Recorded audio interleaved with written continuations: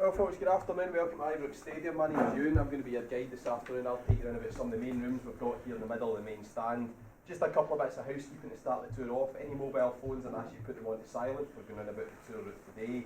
Please stay close as we move area to area. It's very easy to get lost, particularly along the back corridors here at the stadium. So I'll try and give you enough time to see the things in the rooms, but as we go to move on, please come with me as we move to the next area.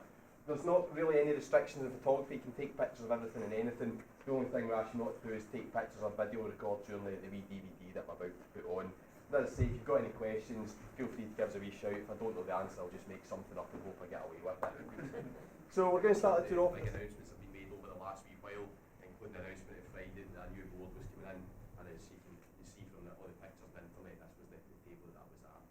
So next stop, folks, is going to be the visiting team changing room. So if you want to come this way, we're going to make our way around the visitors' Visiting team changing room. As you can see, the facilities aren't particularly bad when you come and play against Rangers here at Ibrox. I can assure you we've been in much worse over the last couple of years of our travels around Scotland. Here at Ibrox we've got a UEFA 5-star or elite stadium rating. It means that the top bracket of matches can be played here. Things like European finals can be played here at Ibrox. To get that rate, you've got to meet a lot of criteria, and one of them or two of them are to do with the dressing rooms. Your dressing rooms have to be a minimum size. They don't need to be the same size. You'll see that a bit later on when we go into the Rangers dressing room. It's a bit bigger in there. They do need to meet the minimum. The room, as you can see, is just big enough. It's not much bigger than the minimum specifications, but as I say, it does meet the minimum specs. So this is the bit where the players get changed. We've got the shower room just through there, and then there's a room for the head coach staff and also the medical staff just next door. So there's quite a small area for that. Rangers get much more facilities over the home side end. See here some of the tops of players that have played against Rangers here at Ibrox. More recently, we've had people like Beckham, Messi and Ronaldo have all sat in this room to get changed. But as you can see, some of the slightly older players that have played here. Graham Souness played with Liverpool against Rangers when we opened the new Broomland, Copeland and Govan stands. And then down at the far end, we get Cruyff's top. Cruyff, as you know, one of the most talented footballers we've probably seen. Mostly known for his turn more than anything else, but he was playing against Rangers with Ajax in the very first European Super Cup final. At that time, a two-legged affair, played here at Ibrox and also over in Holland. They only scored once. The defence did see it as a bit of an achievement. I only let them on the score sheet once. We did get beat home and away though. So as I say, we did play against Ajax in the very first European Super Cup final. Now apart from the size difference between here and the Rangers dressing room, there are various other things that happen specifically to the visit team in here. You'll notice when we go into the Rangers dressing room later on, the coat hooks are about 6 inches further up the wall in here than they are in the Rangers one. Mean the visiting side have to reach higher up to get their jerseys, and they know they're playing a bigger side when they come to Ibrox. Mind games are really important in modern football. That's just one of the things that happens. This change room's also closer to the tunnel. On a match day, it means the visiting team get there first. They've got to stand and wait for Rangers to make their arrival. If it's the first time you played here, pardon me, it's very intimidating standing down that tunnel area with the noise, the support coming right up the tunnel towards you. So if you want to grab some pictures here in the away dressing room, you're more than welcome to do so. You can have a wee look into the shower room if you want. In a minute or two, we're going to start to make our way up the stairs and towards the blue room. Hope so.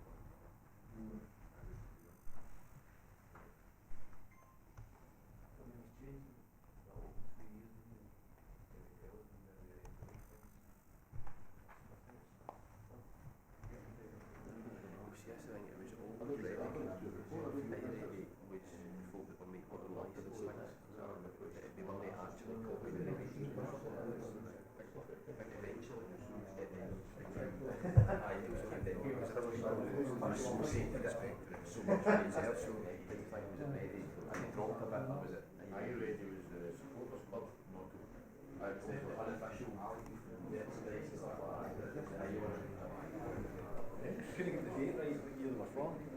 One of the former players that they conduct them onto the club's Hall of Fame board. Usually players are added every other year, normally at a dinner held about the March time. It's usually by a group of 3 or 4 that are inducted on at any one time. There have been some exceptions to those sort of standard rules. The first 4 names in the far end was the 4 boys that founded Rangers. The club thought it only right that they get their space at the very start, because without them, the things you see them about, you probably wouldn't be here today. And there's a painting of the founders there at the bottom of the hall. We see the 4 boys of Ibrox in the background, the 4 founders of this great club. And the man at the other side, Tom Valls, the club's first captain. And a lot of people do sort of consider him as one of the founders as well, 5th founder if you like, although he's worked in the early years of Rangers. The other painting here in the hallways at this end, that's Alan Morton, the wee blue devil was his nickname. But believe it or not, it's a life-size portrait of the man. Bring it down, make sure his boots on the ground, that's all the height he was. He was only about 5'4". So certainly not one of the tallest boys to have played here, but definitely one of the most talented and one of the quickest with the ball at his feet. Now at the first return of the stairs, you probably noticed him your way up to the Buster Bill's roof, as I said a wee bit earlier on, arguably the club's greatest manager. Really think he's sitting there watching over the front door of the stadium, making sure players were properly dressed. In his day, he started off the player dress code, and that's something that carries on to this day. He said all those years ago that players had to be properly dressed, wearing a shirt and tie, a blazer, a bowler hat, be cleanly shaven with short hair. But since then, the dress code has changed quite a lot, but as I say, it is still in place, and it's still Mr. Sooth's punishment that's used for players that are not properly dressed. So on a match day, somebody there to check the players, either when they come in the front door, or sometimes they would come up the tunnel, somebody there to check them, make sure they've adhered to the club's instructions. If they're not properly dressed, they're not allowed inside the stadium. They'll be stopped, they'll be sent home and told to get changed, and they're not eligible for selection that day, simply because they weren't properly dressed when they came in the first time. That's something a lot of people think is quite old-fashioned, quite harsh. It's not really happened a lot in recent times because players just sort of get on with it. The last man that was sent home for not being properly dressed was Stuart McCall. When he played here, he came in not properly dressed with no excuse. He was sent home. The police wouldn't really believe who he was when he came back to the stadium, and he wasn't allowed actually back into the front of the stadium for well into the first half. He would have been able to play that day, but he wouldn't have been picked anyway. So if you want to grab some pictures of the Hall of Fame or the paintings you've not already done so, feel free to get them just now. Our next stop's going to be the director's box. So once you're ready, if you want to start coming round this way, you're going to make your way through the door behind me and up into the director's box itself.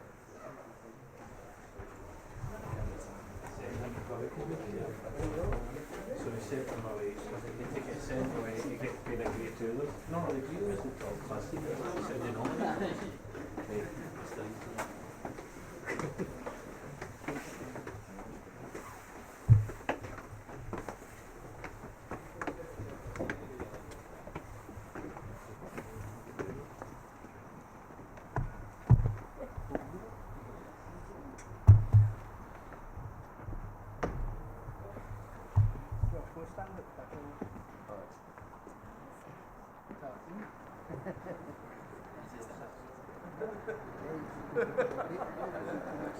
Well folks, welcome to the director's box. This is you right in the very heart of the main stand here. There's one level of seating above you, there's a level below you, and you're pretty much right in the halfway line when you're sitting in here. Just over 100 seats in our director's box, and usually it's pretty full on a match day. You've got the Rangers directors, the visiting team get an allocation down here at the front, and after that there's invited guests to the club. And many famous people have taken up an invite to sit in here. Everybody from Margaret Thatcher to Frank Sinatra. Buffalo Bill the rodeo performer was here on more than one occasion. And more recently with likes of Biffy Clyro, Eamon MacDonald, and a lot of the Team Scotland medalists from the Commonwealth Games last year have all been in the director's box at different times. As I say, usually it's quite busy, but some of these seats are reserved for special people. If they're sitting somewhere else or if they're not at the game, the seat's usually left empty for them in case they were wanting to take it up at some later stage. As you up in the back row of the stairs there, the seat just behind you, that's the chairman's seat. Traditionally, Chairman of Rangers will sit in that back corner, and the seat just next to it is reserved for 007. Sean Connery was friends with David Murray when he came to football, that's where he sat. So we like to think James Bond's got a seat reserved for him at Ibrox should he wish to attend a Rangers game at any stage. Now the second back row on this side you'll see is much shorter than all the rest of them. There's only 3 seats there, and that's just reserved for the management team. Number 3, the one at the end, is the manager's seat. There's room just next to him for his assistant manager, his first team coach. Should these people be badly behaving at the touchline, they're sent to the stand. That's where they'll have to go and sit. But there's usually somebody sitting in that row of seats. You can imagine from the touchline it can be difficult to see everything that happens in the back. So somebody there watching the game, the idea is they get a better idea of the shape of the team and phone down any messages they want to pass on to the dugout. There's a dedicated phone line from those seats. Now camera locations are around about the stadium, there's 36 of those. 4 of them are just above our heads. That blue bit coming off the club deck, top tier the main stand, is a camera deck for that particular level. It's quite similar. This one there's no barriers in front, the seats move side to side. Apart from the height, there's one big difference with that one. When the bouncy happens in the club deck, it goes up and down the way about 2 feet. Natural movement in the stadium. It was designed that way to sort of absorb the energy of the supporters. So with people just walking in and out, it can go up to 6 inches. If you're watching a game in the telly complaining about the quality of the cameraman, please folks spare a thought for the guy that's strapped into his seat up there as the stadium's going anywhere from 6 inches to 2 feet up down the way round about. Now looking across the pitch you can see a couple of UV light things. That's a photosynthesis machine. It's effectively a big sunbed. It's artificial heat light on the grass, helping it grow back, particularly during the winter months when we're not getting a lot of sunlight hitting it. We do need them all year round here at Ibrox purely because of the roof of the club deck. When they put that up, we didn't realise how much the grass started to shade. So about a third of the pitch on this side doesn't really get any sunlight at all. So we've got enough of these lights to spread out, cover touchline to touchline, and the bit that doesn't get any sunlight makes the grass on this side grow at the same speed as the grass over there on the far side of the park. So if you want any pictures across the pitch, down here at the front's definitely the best place to get them from. Our next stop's going to be the Members Club. These are the Members Club seats just round about the Director's box here. They're the most sought after hospitality. You can't buy a seat in the Director's box, that's by invitation only. You can get one of these ones just outside of. Your name put on it, you've got it for a full year, and you also get access to the Members Club that we're going to go into next. So when you're ready, once you get your photos, we want to start coming this way, and make our way down into the Members Club. I was about to say, the seats look less scummy. I got there and then.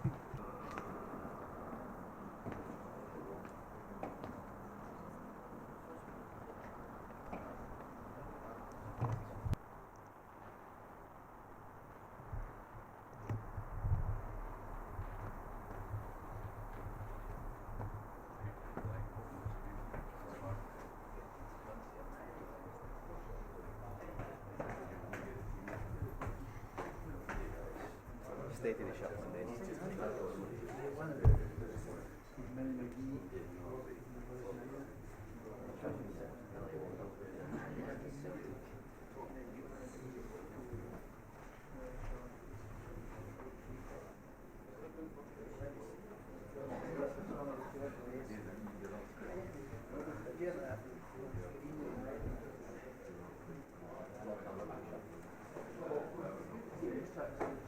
well, folks, welcome to the Members Club. As I was saying outside the door, it is one of the most sought after hospitality suites, and it is bought on a season-to-season basis.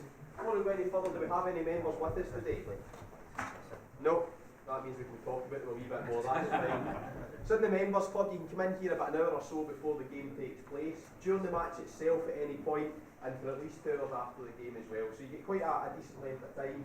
If you find it particularly cold and wet in the match day, you will see most of the members in here. The game's played in the screens that are around about the suite, so you can stay warm or something, eat something to drink and then you're watching the game. The match day, you also get the privilege of coming in through the front door and up the marble staircase to get to your seat, which is reserved for quite a small number of people at a match day itself. If you are interested in taking one of these seats, the waiting list has went down a wee bit over recent years, but we do still have about a year's waiting list to come into the Members Club. A seat in here this year, don't know the exact figure, but we're talking in the region of about £5,500. For that money you do get a free match day programme. We come in, that's £3 a game you make back in your ticket price.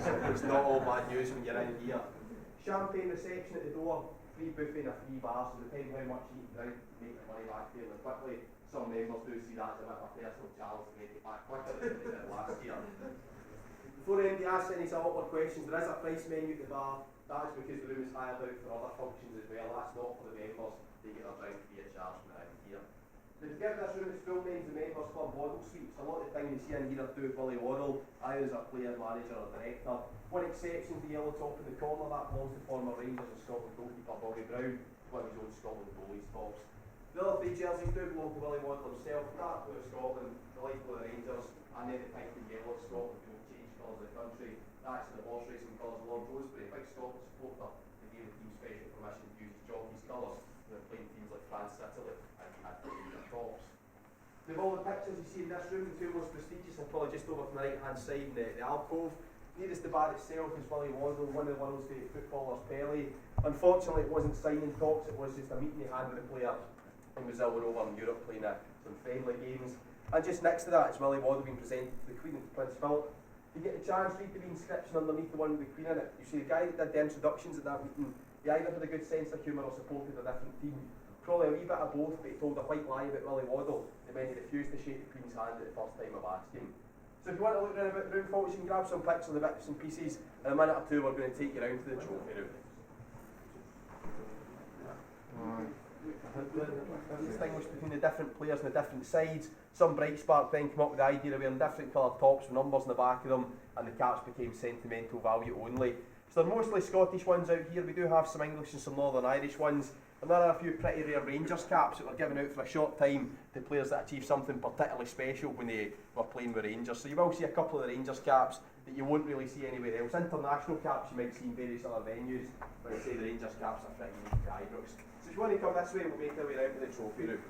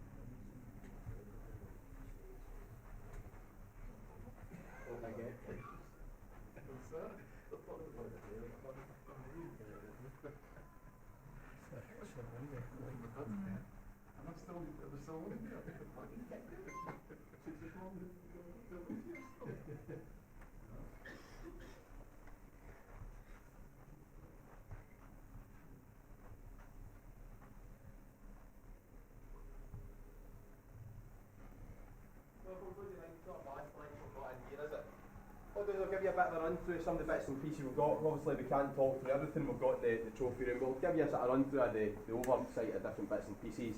Starting down at this bottom wall, just because it's one of my personal favourites. Particularly special when you realise each one of those sort of Scotland flags represents 1 year when Rangers were the top side of Scottish football. The big picture in the middle there, that's Mr Struth. He was responsible for a great number of those titles. And just at the bottom right hand corner of his picture frame, the flag there's a wee bit different from all the rest of them.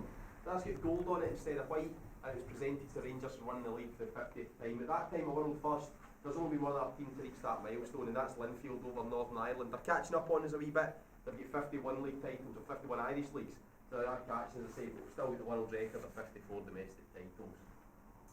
Now the floor underneath Mr Struth's quite an unusual thing to see kept in a trophy room. That right was given to us by San Etienne, we played against them in 1975.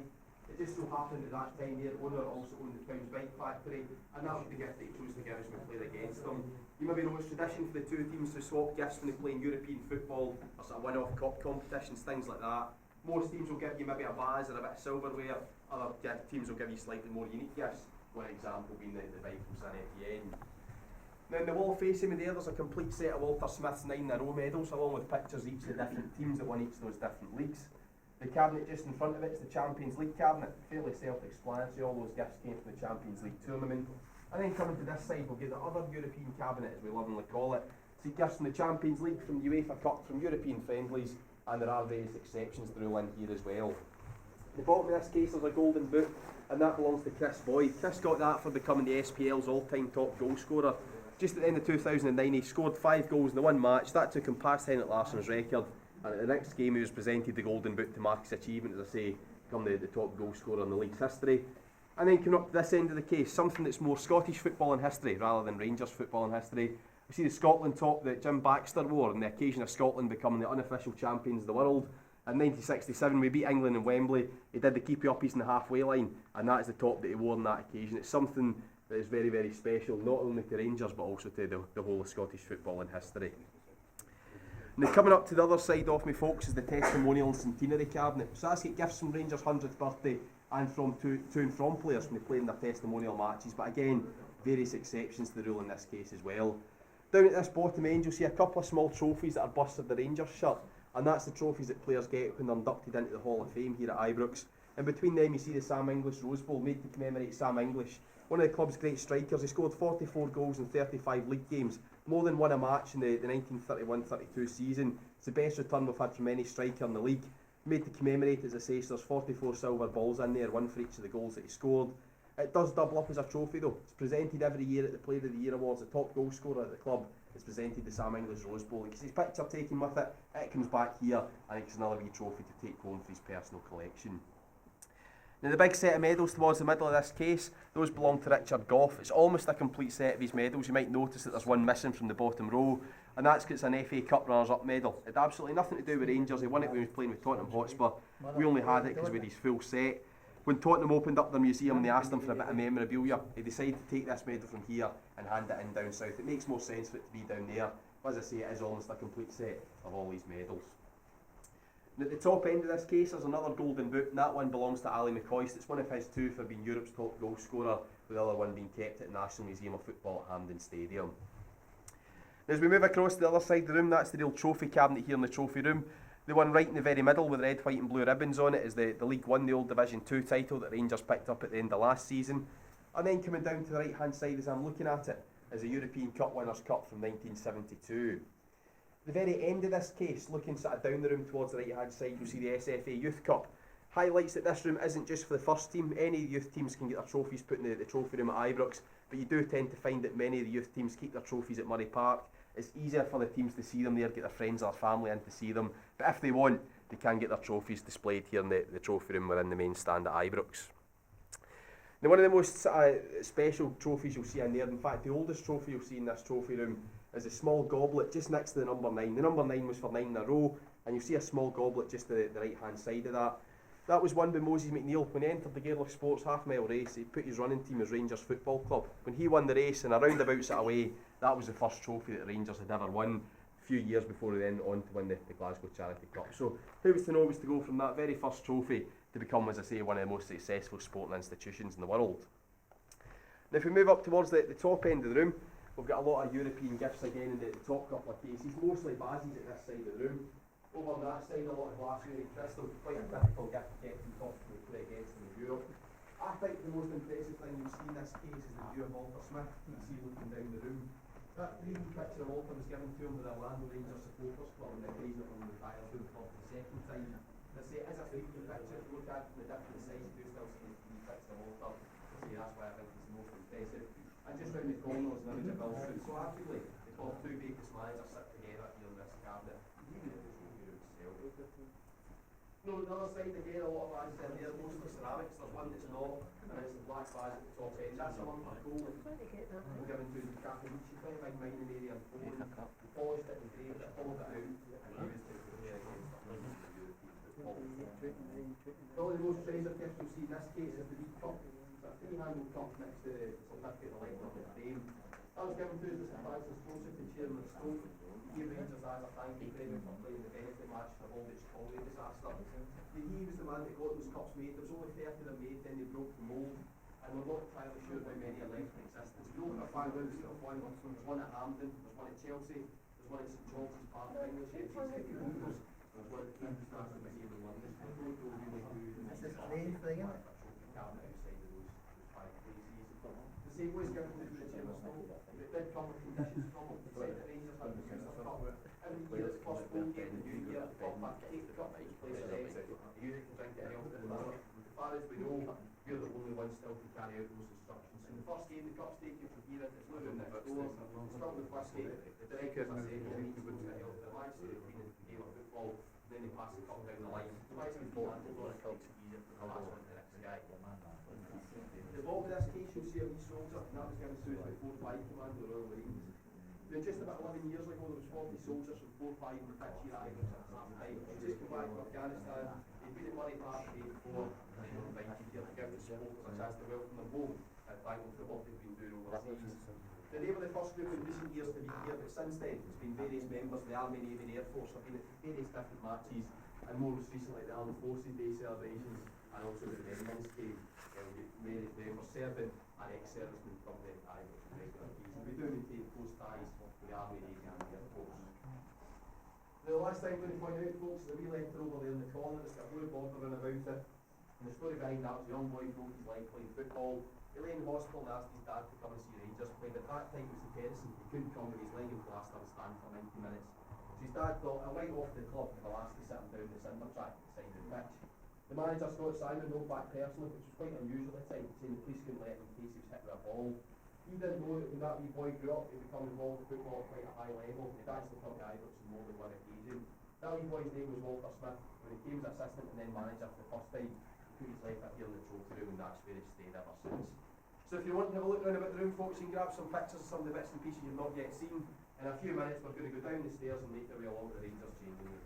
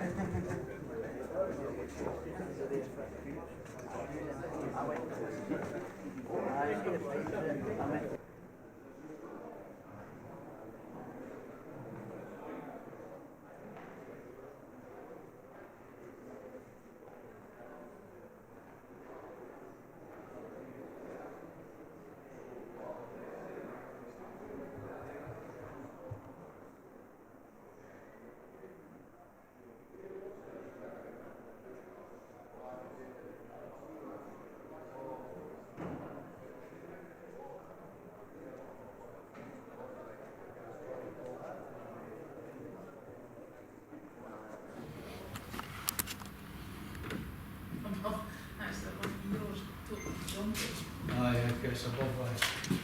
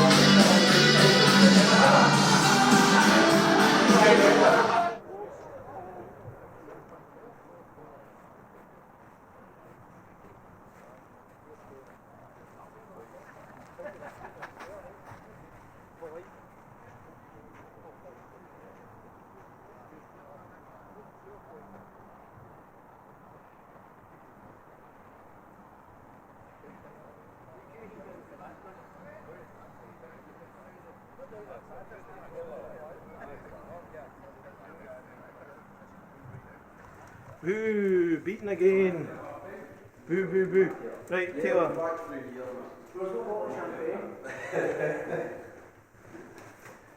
Right, Taylor and Josh.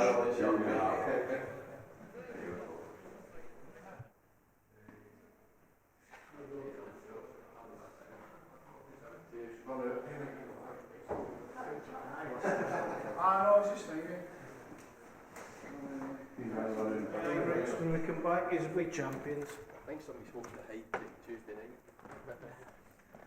You've got it on. No problem. Thank you very much No for problem. that. See you later. Cheers.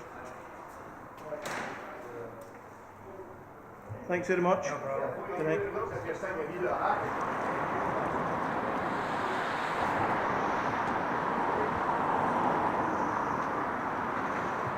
Sun's going down at Ibrox after a great Founders Trail and Ibrox tour.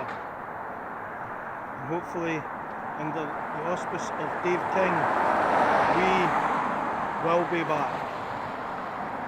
The mighty Glasgow Rangers.